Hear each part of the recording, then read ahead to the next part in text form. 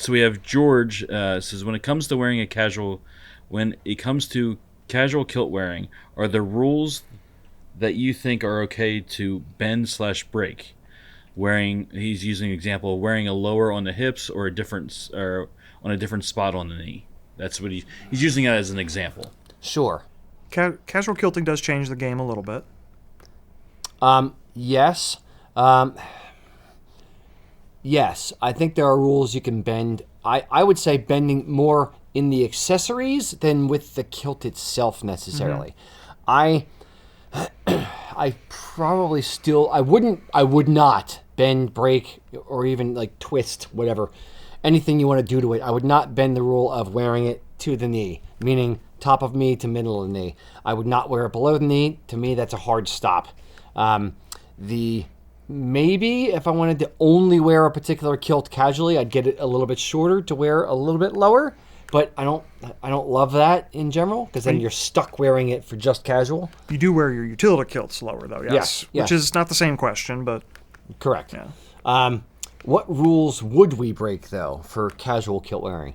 I would say if I'm wearing it to a Flyers game, and I'm wearing a jersey, I would have it untucked. I would not tuck in a jersey. So that's one rule I'd break. I'd potentially... If you're going to, I'd wear, pockets instead of a sporran. If you're going to somewhere where you're not allowed to have a bag, or there's a bag dimension rule thing. Yep. I would maybe scrunch the kilt hose down if I'm wearing combat boots and wearing it casually. I'm okay with skipping. skipping. This was casual. It's casual. Yeah.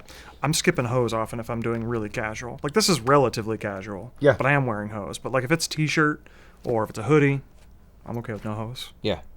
Trying to think what other rules I would break. I guess I don't want to call it a rule, and there's not really a rule. This is guidelines. Yeah. Preferences. The one that I break often, all the time, unless I am dressed up for an event, is wearing a kilt pin. I almost never wear a kilt pin. Like, I don't have one on right now. It's not much of a rule either, though, I don't think. Understood, I'm not but wearing it's more of a either. convention. It's, for you feel like you're not, fully outfitted. Yeah. If I was wearing a tweed jacket and vest, I would have a kilt pin on. Yeah. If I'm dressed with a polo, no. What other rules would you, or conventions would you play with? I don't think I'm even as firm as you are on the kilt itself. We do have some customers who do like to wear them low, especially if it's the casual kilt. Yeah. I don't do it that way. I tend to wear my kilts where I'm used to wearing my kilts. I don't break that rule, but I don't really see that as a problem.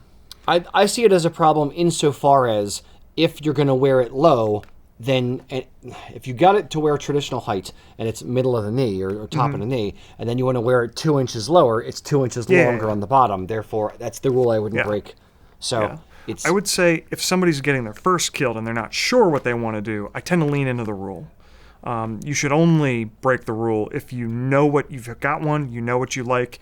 Maybe you have one that's, following the rules and it's just not working for you. Your body shape's a little funky, or you perceive it to be a little funky, or you just, you don't feel comfortable with something at your torso and you want to wear it lower.